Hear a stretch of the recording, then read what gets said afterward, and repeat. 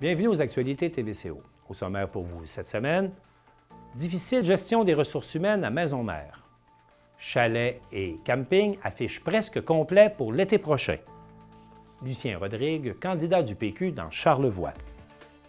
Prix de l'essence à la hausse, vos commentaires. Grâce à Dame Nature, la distribution du Caplan se poursuit. On vous propose des activités ludiques pour l'éclipse lunaire. Paysage intérieur et art-thérapie au Musée d'art contemporain de Baie-Saint-Paul. Et on parle de sport. Sport local en compagnie de Maxime Jodoin. Bonne émission.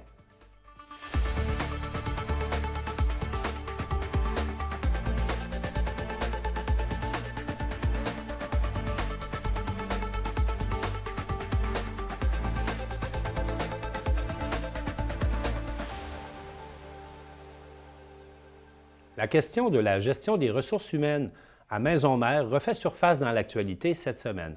On se souvient tout d'abord qu'en mars dernier, le conseil d'administration de Maisons-Mères recevait le rapport de la firme GoRH et le rapport analysait la gestion des ressources humaines à Maisons-Mères et on y mentionnait qu'il fallait absolument améliorer la communication afin d'éviter que la situation se détériore.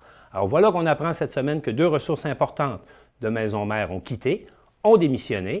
On a l'impression que le dépôt du rapport n'a rien changé à la situation. Et Julien Dufour, le président du conseil d'administration de Maisons-Mères, a accepté de répondre à nos questions là-dessus. Monsieur Dufour, bonjour. Oui, bonjour Martin. D'abord, merci d'être avec nous ce matin et de répondre à nos questions. On aimerait d'abord savoir, Monsieur Dufour, qu'est-ce qui se passe à Maisons-Mères? On dirait que les ressources vous quittent le navire. Qu'est-ce qui arrive? Oui, vous avez tout à fait raison. Si je peux dire, malgré le soleil des derniers jours, là, naturellement, de gros nuages au cours des derniers jours ont assombri le ciel de Maisons-Mères. Comme vous le savez, l'avez bien dit, là, il est toujours extrêmement dommage là, de recevoir des avis et des démissions de personnel, du membre du personnel qui sont extrêmement compétents et surtout appréciés de la part de leurs confrères. Alors, ceci étant dit, bien, vous comprendrez que le CA de Maisons-Mères a été saisi rapidement de la situation. Quelques heures plus tard, les administrateurs étaient rassemblés en conseil d'administration afin de réagir rapidement. Monsieur Dufour, juste là-dessus pour clarifier, là, on parle cette semaine, là, il y a eu le départ de la coordonnatrice aux ressources matérielles à Maisons-Mères, ainsi que le départ du chargé de communauté et communication. Et également à Maisons-Mères, je tiens à le mentionner, là, vous cherchez également quelqu'un pour s'occuper de l'hébergement. Vous êtes dans une situation difficile parce qu'il ne reste plus grand monde pour gérer le complexe, là. Bien, effectivement. Alors, c'est une situation qui a été, qu'on s'est rendu rapidement compte. Et oui. puis, si vous me permettez, là, quelques heures plus tard, le conseil d'administration était rassemblé. Puis, on se questionnait quels seraient des gestes concrets qu'on devait poser. Bien sûr, avant de poser un diagnostic clair et précis, bien, dans un premier temps, il fallait avoir une photo réelle de la situation. Oui. Et de ce fait, vous l'avez aussi mentionné, à savoir qu'il y avait des consultants de GoRH qui étaient à déposer un rapport. On était à en prendre connaissance et tout ça. On s'est fait prendre naturellement, comme vous le doutez bien, un petit peu de cours. Cependant, suite aux représentations de notre consultant, le conseil d'administration réuni en huis clos, bien sûr, a été saisi de la situation. Et au final, ce qui a été décidé de faire, là, c'est qu'on a décidé de réitérer notre confiance envers la direction générale en place. À partir de là, bien, d'ailleurs, j'ai soumis, là, ou j'ai fait suivre au nom du conseil d'administration et à l'ensemble de nos partenaires, là, une mise au point en ce sens qui a été envoyée lundi, c'est-à-dire hier en fin de journée. Vous l'avez assurément reçu, vu passer. Alors, nous venions juste de perdre, Martin, deux bonnes personnes. Oui. Alors, c'était clair que pour nous, il était impensable là, ou impossible d'envisager la perte d'une troisième personne. Cependant, on conçoit que, comme vous en doutez bien, là, il y a des ajustements importants qui doivent être pris en compte. Oui, parce qu'on a un peu l'impression, M. Dufour, que le problème de gestion des ressources humaines à Maisons-Mères, ça devient presque un problème récurrent. Tout à fait. Vous soulevez un bon point. J'aimerais vous rappeler cependant, écoutez, ils ont fait un petit peu l'historique, là. Il y a énormément de pression au cours des derniers mois, dernières années, là, que notre personnel, au niveau des employés, au niveau de la direction générale, au niveau de nos partenaires, ont dû subir. La Maisons-Mères, comme vous le savez, vous êtes bien placé pour le savoir. Oui, on est locataire. Vous êtes mon propriétaire, en quelque sorte, M. Dufour. Oui. Alors, Maisons-Mères a connu au cours des dernières années une croissance qui est vraiment vraiment formidable en matière de développement des affaires et ça a amené son lot de défis pour tout le monde. 100% des chambres, à titre de juste des petits chiffres vite fait comme ça, 100% de nos chambres en hébergement de travailleurs sont utilisées, 100% de nos pieds carrés sont maintenant sont utilisés aussi, sont loués. En plus de ça, bien, on ajoute là, tous les travaux actuellement en cours au niveau du bloc 1 pour le 2,2 millions les travaux estimés. Exact, un peu plus que 2,3 millions dans le bloc 1. Là, évidemment, il y aura éventuellement des déménagements de partenaires importants, les balcons et tout ça, la procure. Et en plus de ça, bien, on est à travailler sur d'autres phases de notre développement, c'est-à-dire la rénovation mise aux normes du bloc 4 et du bloc 5 et tout ce que ça implique en termes de financement et de défis actuellement. Vous savez, les coûts de construction actuellement explosent un peu partout. Alors, et puis tout ça, bien, pour en ajouter une couche, bien, on a eu à vivre, comme tout le monde, une fameuse pandémie qui a des ouvertures, des fermetures, et des obligations d'ajustement régulier. Finalement, à l'intérieur même d'une organisation qui est déjà au départ extrêmement complexe et diversifiée comme Maison Mère. Alors, est-ce que c'est possible que toute cette pression accumulée sur les épaules de notre formidable équipe a pesé très lourd, je crois, là, sur tout ce beau monde au cours de ces mois-là. Et puis, je pense que c'est sûr que c'est peut-être l'accumulation aussi de pression, là, de cette pression-là qui a fait en sorte qu'à un moment donné, la soupape a explosé un peu. Malheureusement, on a essayé tant bien que mal de sauver ces ressources ou de rapatrier ces ressources humaines-là de grande valeur, mais malheureusement, le mal était fait. Alors, c'est un peu ça la situation. Deux questions, M. Dufour. Qu'est-ce que le conseil d'administration compte faire concrètement pour améliorer la gestion des ressources humaines? Et dans un deuxième temps, ces départs arrivent à un bien mauvais moment là, parce que la maison mère est actuellement occupée à pleine capacité. On rentre en saison estivale. Vous êtes en train de terminer un chantier. Il y a une procure qui avait quelqu'un qui s'occupait de l'espace collaboratif qui n'est plus là.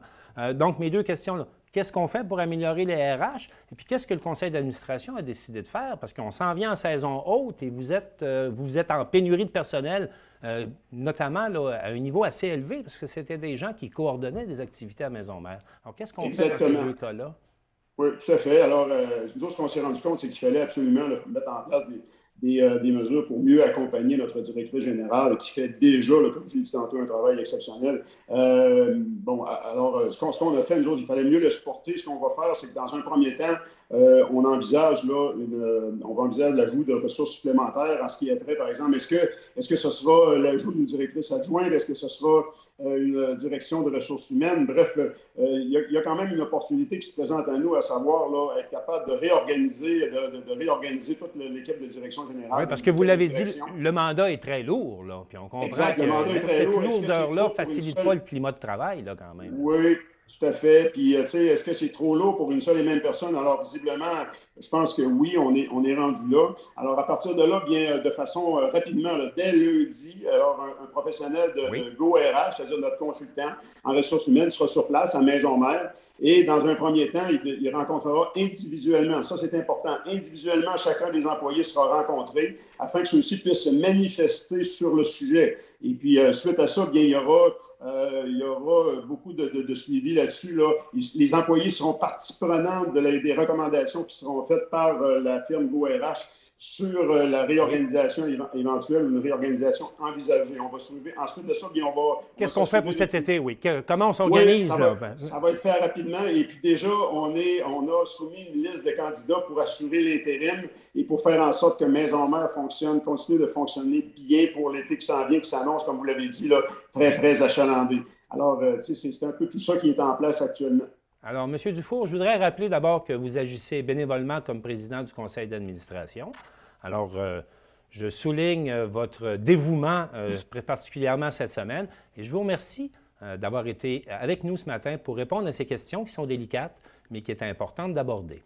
Il est important, puis si vous me permettez, M. Martin, avant de quitter, là, vous savez, je fais partie d'une école de pensée de ceux qui, à travers les moments difficiles, ont tendance à voir le verre à moitié plein plutôt qu'à moitié vide. Et de ce fait, je suis conscient et je considère important qu'il faut savoir saisir des opportunités qui en découlent. Et évidemment, je suis convaincu que nous apprendrons beaucoup de l'événement actuel qui vient de se passer et des ajustements ces ajustements que nous apporterons rapidement nous aideront à grandir. On doit le faire pour nos employés extraordinaires, nos utilisateurs et puis pour ce formidable projet qui est celui de Maison-Mère.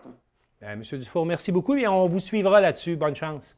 C'est gentil, merci. Merci. Alors, c'était Julien Dufour, le président du conseil d'administration de Maison Mère, qui faisait le point sur la question de la gestion des ressources humaines. La saison touristique est à nos portes et déjà, Charlevoix affiche presque complet. Un reportage d'Élisabeth Tailleur. L'été 2022, je prédisais que ça va quand même assez bien. Les réservations ont été faites quand même longtemps d'avance. Il y a beaucoup déjà de réservations qui ont été faites en cours d'hiver. Même l'été passé, des gens ont déjà réservé à nouveau. L'année 2021 a été une année record tant pour le taux d'occupation pour le camping que pour la location de chalets. Pour la CEPAC, l'été 2022 sera une autre belle saison dans Charlevoix. On est à peu près au même endroit, sinon une petite baisse par rapport à l'année passée. Mais très en avance, je vous dirais, par rapport à ce qu'on connaissait avant la pandémie en 2019, par exemple. À ce temps-ci de l'année, on est à peu près, je vous dirais, ça varie parce qu'on a de la villégiature, on a de la villégiature en pêche, on a du camping, on a du prêt à camper, fait que tout ça varie un peu, mais je dirais entre 50 et 65 % de taux d'occupation au moment où on se parle pour la saison. L'offre se diversifie d'année en année dans la région. Le ministère du Tourisme a récemment donné une aide financière de 150 000 $ au projet Territoire Charlevoix, évalué à 2 millions de dollars. Une nouvelle façon de profiter de la nature, selon le propriétaire Yannick Simon-Matard. On cherche ceux qui veulent peut-être un peu plus d'intimité que ce qu'ils vont retrouver généralement dans les autres offres de camping ou de glamping. Donc, un peu plus d'aventure aussi. Et puis, un esthétisme amélioré. Là. Donc, on met vraiment l'action de camper ou l'action de séjourner au centre de l'attrait de territoire. Pour la location d'hébergement touristique, les visiteurs ont une panoplie de choix. En été, on cherche toujours la plus belle vue qu'on peut avoir, soit sur le fleuve idéalement, même sur les montagnes, et aussi l'intimité d'avoir un secteur où tu ne seras pas confronté à des bruits de voitures, à des bruits de la ville et tout ça. Donc, ils veulent avoir vraiment la paix. Mais la résidence touristique qu'on nous offrons, nous, c'est avec tous les services. Il y en a certains qui ont des piscines, d'autres, la plupart ont des spas extérieurs, évidemment des tables de billard. Les feux extérieurs sont beaucoup en demande durant l'été parce que les gens veulent se réunir autour d'un feu, évidemment. Donc, on offre un peu de tout, là, un peu de tout. Le goût de se retrouver en nature et de profiter des paysages correspond en partie à la hausse de la fréquentation des sites situés en forêt. La hausse de fréquentation pour les parcs nationaux, les 2 parcs nationaux de Charlevoix a presque doublé en 2 ans. Donc, on est après maintenant de près de 500 000 jours visites. Et avant la pandémie, on était autour de 260 000 jours visites là, pour les 2 parcs nationaux. Fait que ça vous donne une idée à quel point on a été populaire. On a certainement la plus belle vue, les plus beaux couchers de soleil de ce côté-ci du fleuve. Je pense que je ne serais pas gêné d'aller dans un concours avec la gang de Kamouraska et du Bas-Saint-Laurent. Nos couchers de soleil sont difficiles à battre aussi. Et puis, vraiment une expérience unique, que ce soit en camping ou en refuge. On ne voit pas ses voisins. Et puis, on est dans un esthétisme qui est amélioré là, par rapport à ce qui va se retrouver dans d'autres types de camping. Le camping illégal sera surveillé de près encore cette année. C'est pourquoi il est fortement recommandé de réserver sa place avant de voyager. Élisabeth Tailleur pour TVCO. Les élections générales provinciales du 3 octobre prochain approchent à grands pas et le Parti québécois a fait connaître le nom de son candidat dans la circonscription de Charlevoix-Côte-de-Beaupré, M. Lucien Rodrigue, que j'accueille. M. Rodrigue, bonjour. Bonjour, M. Ouellet. M. Rodrigue, on aimerait savoir quelle mouche vous a piqué pour vous présenter aux prochaines élections pour le Parti québécois. Écoutez, moi, depuis que j'ai l'âge de gérer mes affaires, je comprends que je suis capable de dépenser mon argent comme je veux. Oui. C'est la même chose pour le Québec. Je suis d'accord qu'on s'occupe de nos affaires, qu'on ne soit pas obligé de nous dire « on va te redonner ton argent si tu le dépenses comme on veut que tu le dépenses ». Donc, vous êtes un souverainiste de longue date. Oui. Et qu'est-ce que vous pensez de la popularité de l'option de la souveraineté présentement au Québec? Bien, c'est à peu près 30 %. Je pense que les gens qui réfléchissent attentivement, qui s'intéressent à la chose publique, comprennent que c'est avantageux. qu'il y a plusieurs pays là, du format du Québec, notamment les pays scandinaves, qui s'en tirent très bien, probablement ceux qui s'en tirent le mieux là, sur la planète. Donc, c'est tout étudié, tout comparé. Je pense que c'est avantageux au point de vue financier et économique. Donc, vous allez faire campagne principalement sous le thème de la souveraineté du Québec, essentiellement. Moi, je fais partie du comité exécutif là, du PQ de Charlevoix-Côte-de-Beaupré. Oui. On a identifié plusieurs problèmes présentement dans le comté. Et je vais faire campagne principalement là, dans le comté. Je vais m'occuper des choses du comté principalement. Avez-vous quelques exemples de problèmes que vous avez identifiés dont vous voulez discuter des enjeux de la prochaine campagne pour plusieurs enjeux, notamment le Mont-Sainte-Anne, le traversier, les traversiers, pardon, l'île aux Coudres et à Baie-Sainte-Catherine. Oui. Le trafic, à Baie-Saint-Paul ici, là, cet été, qui va être certainement problématique à suivre. Il n'y a pas de plan là, de contingence établi actuellement. Les autres enjeux, évidemment, les RPA. Je suis sorti à cet effet-là dans les médias récemment. On parle de résidences pour personnes âgées. Excusez-moi, les résidences pour personnes âgées. Dont plusieurs, peut-être 1 sur 4, sont en train de fermer ou ont déjà fermé. Les petits RPA administrés par des organismes à but non lucratif. Notamment, c'est ça. Donc, c'est un des problèmes. L'autre problème, c'est le patrimoine. Par exemple, la maison René Richard. Ensuite, il y a différentes choses. Donc, en tout cas, on voici quelques-uns. Mais dites-moi, quelle est votre vision là, de la prochaine campagne, surtout avec le départ de Mme Émilie Foster, qui était un pilier de la CAQ là, dans la circonscription? Comment vous voyez les enjeux et puis le positionnement dans la région en prévision des prochaines élections? Est-ce que vous avez l'impression que la course est plus ouverte, qu'il y a des possibilités pour tout le monde? Comment vous voyez ça? Bien, certainement. Moi, j'ai une très bonne équipe avec moi. Des gens aguerris qui ont réfléchi ensemble sur les différents enjeux. Je pense qu'on a une très bonne chance là, de passer, de réussir notre pari.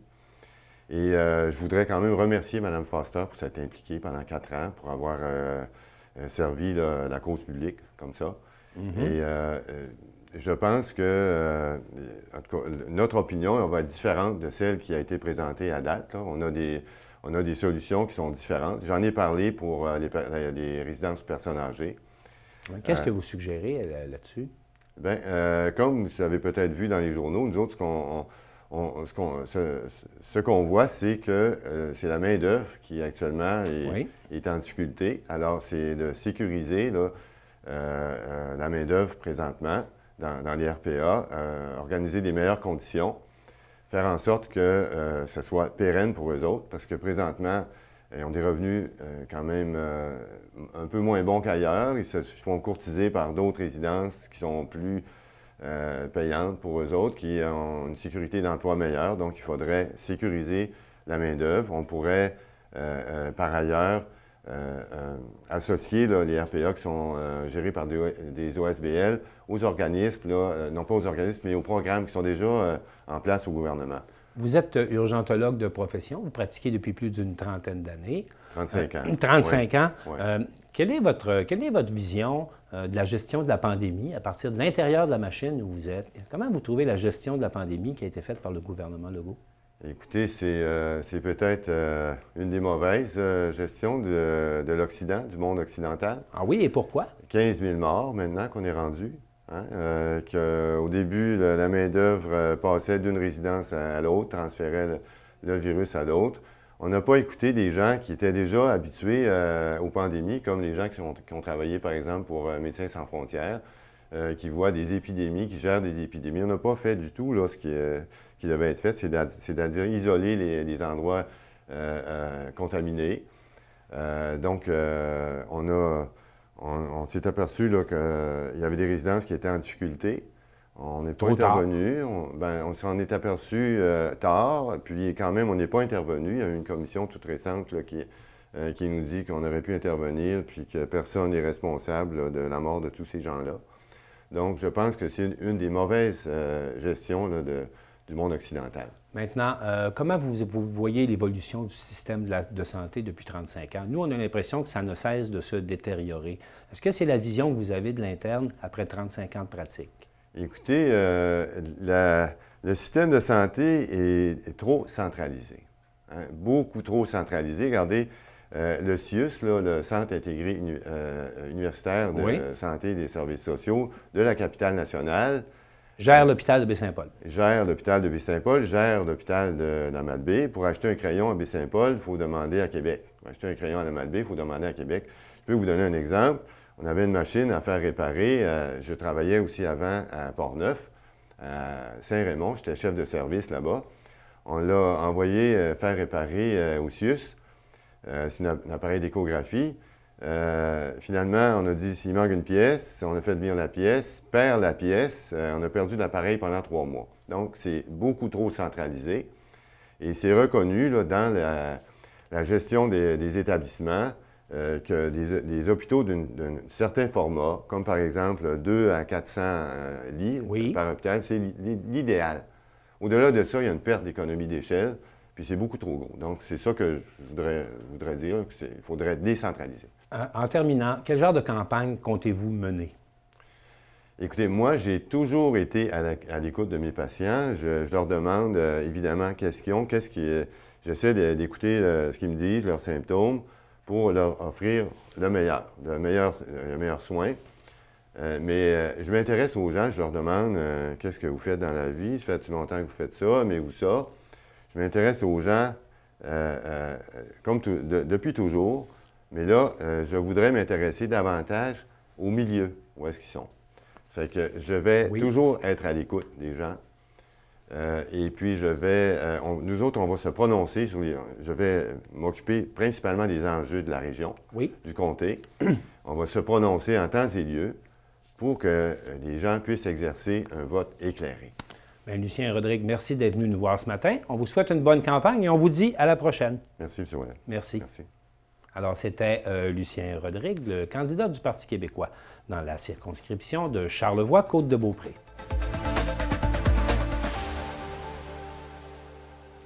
Ici, comme partout ailleurs, le prix du litre d'essence ne cesse de monter. Il dépasse maintenant les 2 $ le litre dans la région.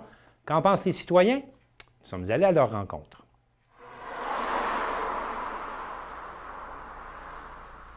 Oh, c'est un gros budget, une grosse partie de mon budget parce que je fais à peu près 1000 km par semaine.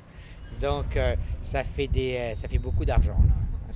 Au niveau budget, il faut serrer sur le reste pour pouvoir faire les courses et tout ça, ou les restos, ou les choses comme ça. Mais un très haut coût de la vie, beaucoup de dépenses pour le loisir et puis pour les dépenses personnelles qui vont être réaffectées à cette obligation-là.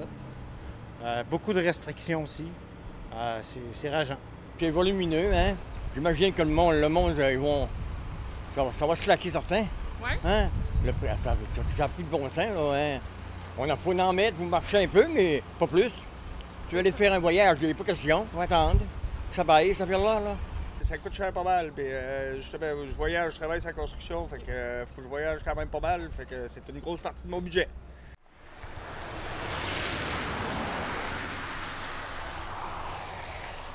Bien, ça arrive, tu sais, qu'on est souvent dans le jus, il y en a qui partent.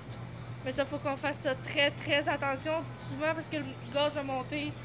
Puis, ben, ils veulent juste pas payer. On est un peu pris avec les véhicules et les choix qu'on a. On est aussi conscient que ça peut créer en termes d'environnement, mais en termes, il faut voir peut-être des solutions alternatives éventuellement, changer de véhicule, changer d'équipement. Mais encore là, quand on transporte des véhicules, est-ce que les véhicules électriques nous permettent de transporter autant? Là? Je ne peux pas transporter une pelle mécanique avec mon véhicule, avec un petit hybride. Là.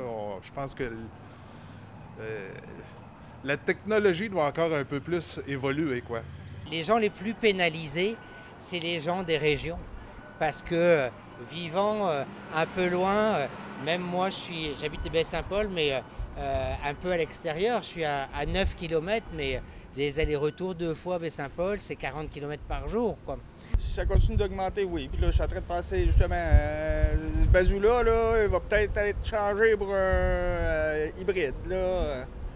Je veux pas juste électrique, parce que ça a pas assez d'autonomie, mais un hybride, ça serait probablement la solution.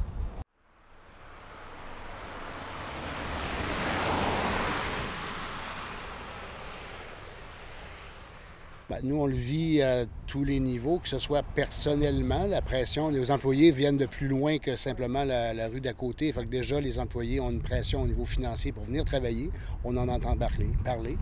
On a une pression, nous, au niveau de notre propre service de distribution dans nos succursales, nos magasins et versus nos clients. Donc, on a des frais supplémentaires à assumer. On ne peut pas refiler la facture de façon systématique ni aux consommateurs ni à nos partenaires. Il faut revoir notre système de distribution, notre système d'approvisionnement de toutes les façons. On cherche des différentes façons d'amenuiser les impacts du prix de l'essence parce qu'on sait que c'est là pour rester malheureusement. Puis il faut le faire avec. C'est la nouvelle réalité qu'on va devoir vivre avec.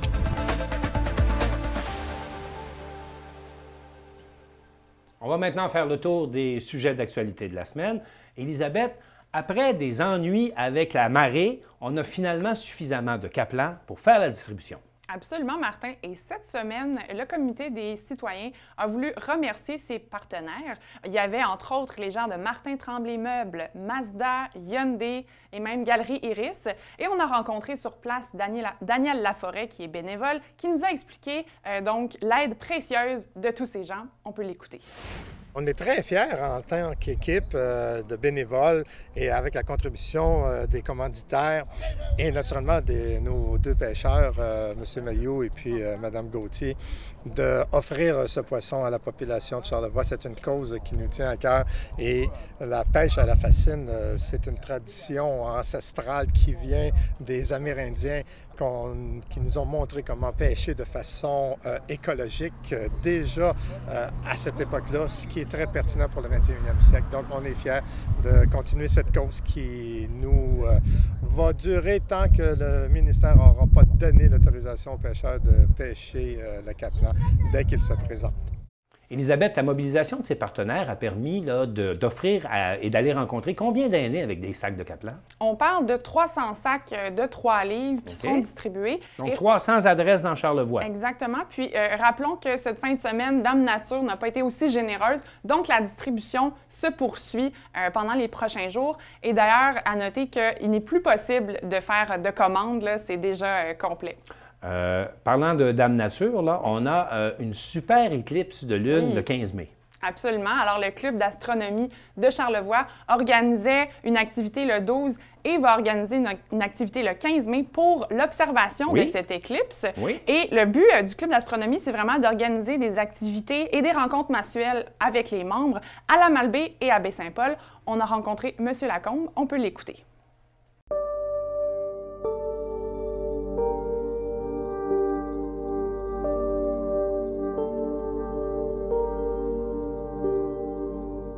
Alors, toutes les éclipses du Soleil ou de la Lune impliquent 3 astres, le Soleil, la Terre et la Lune.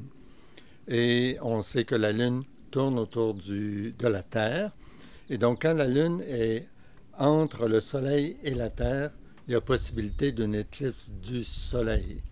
Quand la Lune est derrière la Terre, on a possibilité d'une éclipse de la Lune. C'est ce qu'on va avoir dimanche.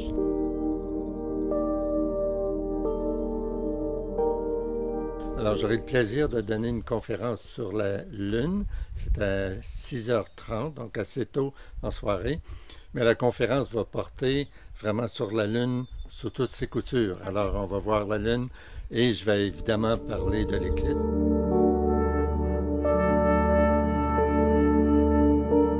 Alors, l'éclipse a lieu dimanche soir à 7h en soirée. Et le club, on va s'installer avec des télescopes à Baie-Saint-Paul, dans le secteur du quai, en fait, juste à côté du nouveau pavillon Saint-Laurent. Moi, j'invite les gens à amener des jumelles s'ils en ont. Certainement, s'ils ont déjà un télescope ou une lunette astronomique, de l'amener. On va être quelques membres du club avec des instruments. Alors, même si les gens n'ont rien, ils peuvent venir. Alors, le début de l'éclipse, qui est partiel au début, c'est autour de 10h25, 27, et la totalité commence seulement à 11h28. Donc, 1 heure plus tard, là, la Lune va être complètement dans l'ombre de la Terre. Et là, on va voir la Lune vraiment assombrie, un peu rougeâtre, comme chaque fois qu'on a une éclipse de la Lune. Et enfin, Elisabeth, là, je pense que c'est important de le souligner, le Musée d'art contemporain de Baie-Saint-Paul propose de l'art-thérapie. Oui, et à ce propos, j'ai rencontré la conservatrice et éducatrice sur le projet. Du 20 mai au 16 juillet prochain, aura lieu dans le hall du Musée d'art contemporain de Baie-Saint-Paul l'exposition Paysages intérieurs. Et pour en parler, j'accueille Julia Caron-Guillemette, qui est conservatrice éducatrice au Musée d'art contemporain de Baie-Saint-Paul. Julia, bonjour! Alors, c'est important d'entrée de jeu de dire que cette exposition-là, c'est vraiment le résultat d'ateliers de mieux-être. Julia, est-ce que tu peux nous expliquer comment ce projet-là a commencé? Oui, en fait, c'est dans une volonté un peu du musée de s'impliquer un peu plus dans sa communauté. On s'est dit que ce serait intéressant d'offrir des ateliers avec une art-thérapeute. Oui. Et donc, grâce au soutien du ministère de la Culture et des Communications, on a réussi à obtenir une aide, disons, pour rendre ce projet-là possible. Okay. C'est là que j'ai contacté Stéphanie Melançon, qui travaille au programme Vincent et moi du CIUS Capitale-Nationale. Oui. Et ensemble, on a créé cet atelier-là.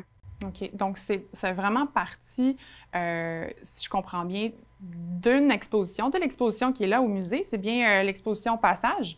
Oui, exactement. Même plus précisément encore, d'une œuvre dans l'exposition, l'installation de Jocelyne Aloucherie intitulée « Terre de sable ».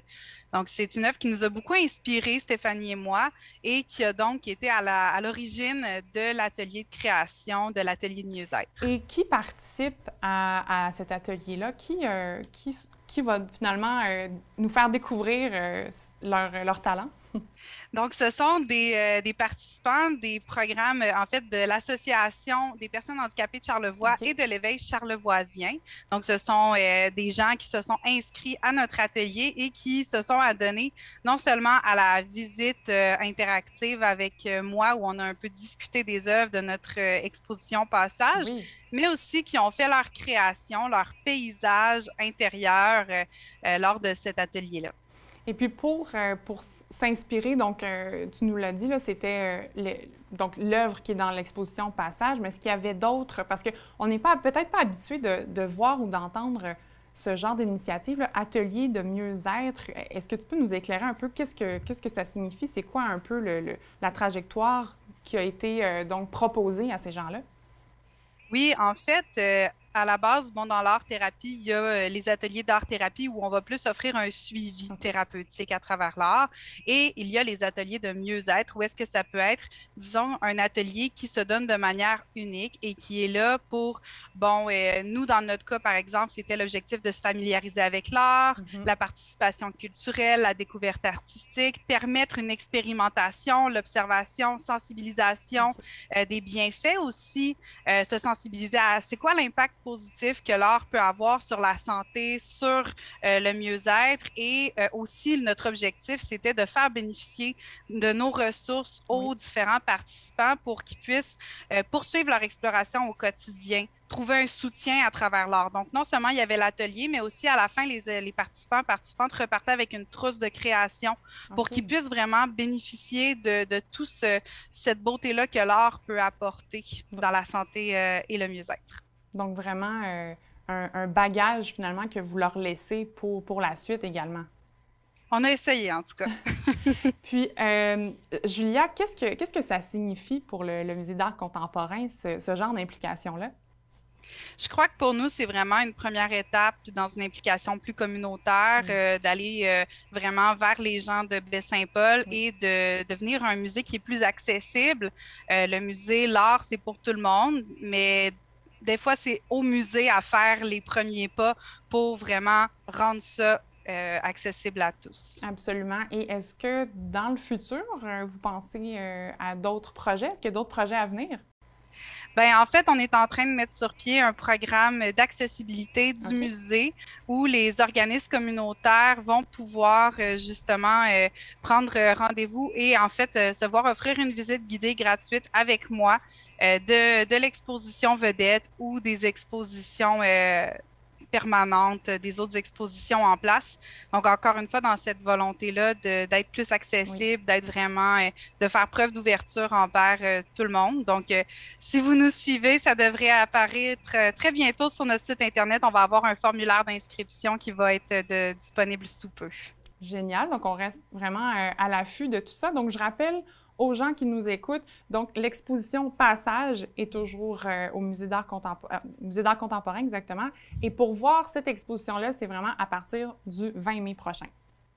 Tout à fait, du 20 mai prochain, puis vous allez pouvoir le voir jusqu'au 16 juillet dans le hall du musée. Merci beaucoup, Julia Caron-Guillemette. À la prochaine. Merci à vous.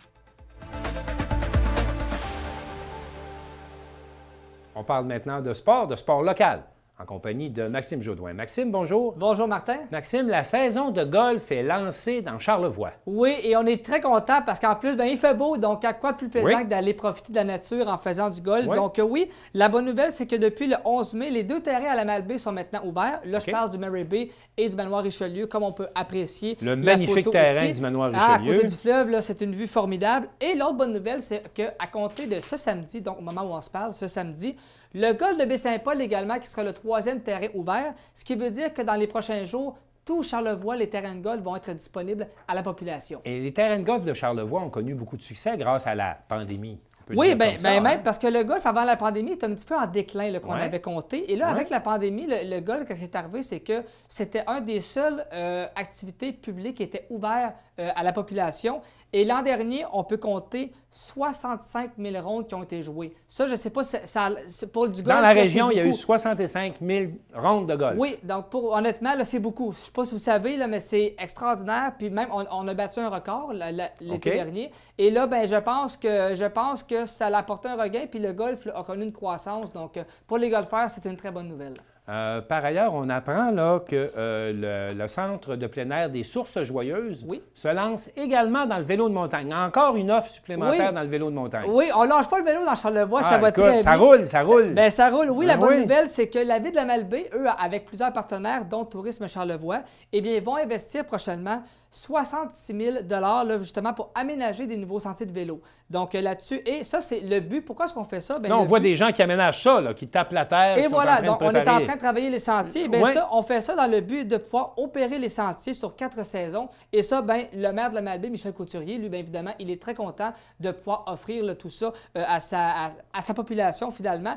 Et l'autre bonne nouvelle, c'est que le conseil municipal, lui, appuie le projet, évidemment. On appuie la bonne nouvelle là-dessus. Donc, on devrait également consentir une somme d'environ 4 000 $ et plus pour pouvoir également ajouter à la demande de financement. Donc, une très bonne nouvelle encore pour le vélo de montagne. On n'arrête pas, ça va bien. Maintenant, on a un athlète de la région, le coureur David Savard-Gagnon, qui a fait une bonne performance au marathon de Boston. Écoutez, le marathon de Boston, je ne sais pas si vous le connaissez, mais c'est un marathon très, très sollicité, très prisé, je vais le dire comme ça. Oui, puis ça prend des standards pour être admis. Ça prend des standards. Je dis, moi, de mon côté, je ne serais pas admis là parce que c'est beaucoup trop. Je pense qu'il faut courir en bas de 3h30 ou 4 heures pour être admis au marathon de Boston. Absolument. On a des standards à respecter pour être admis à cette course-là. Donc là, le marathon de Boston, ça s'est fait le 18 avril dernier. Donc, c'était la 126e édition. Alors, ça fait longtemps quand même qu'on a cette course-là à Boston. C'est un grand classique. Un grand classique. Et là, justement, David Savard-Gagnon, je veux le préciser, athlète de Baie-Saint-Paul, donc athlète de la région, qui, lui, s'est classé, toutes catégories confondues, là, il s'est classé 159e sur plus ou moins 28 000 coureurs. Alors, honnêtement, là, c'est très bon. Quel a été son temps? Son temps, parmi les participants québécois, Savard-Gagnon a fait le 2e meilleur temps. Et là, attention, on parle de 2h31 minutes et 18 secondes. Pour 42 km de course. Exactement. Donc, c'est quand même... c'est bien placé. Là, ce gars-là, un athlète, moi, je le mets dans la même catégorie un peu que mon collègue Émile Froment. Ces 2 coureurs quand même assez performants. Donc, David Savard-Gagnon, on peut voir également à l'Ultra Trail Arikona. Toutes les courses dans la région, là, il est souvent là. Et je vous le dis, c'est un athlète hors pair. Parce qu'il faut le mentionner, on a beaucoup parlé de vélo de montagne puis du développement vélo dans la région. Il y en a partout. Absolument. Mais la course, c'est fort aussi dans notre région. Oui, bien la course, on a l'Ultra Trail, on a les rendez-vous de la santé. Il y en a partout dans Charlevoix. Puis on a des athlètes qui performent. Moi, je regarde aller ces gars-là, là, je ne pourrais pas faire 1/10 de seconde de ce qu'ils font parce que j'ai peut-être pas assez de cardio là-dessus. Mais vraiment, chapeau à ces gars-là qui performent haut en couleur. Je suis plutôt d'avis que c'est parce que vous passez trop de temps à écouter le hockey à la télévision ces temps-ci. Ah, c'est peut-être ça que vous voulez. On a un buffet de série présentement, mais on le déguste parce que dans 1 mois, ça va être terminé. On en profite. Maxime Jodoin, merci beaucoup. Merci beaucoup, Martin. Merci. Alors, c'est tout pour les actualités TVCO cette semaine. On espère que ça vous a plu. Et au nom de toute l'équipe de TVCO, je vous souhaite une bonne semaine.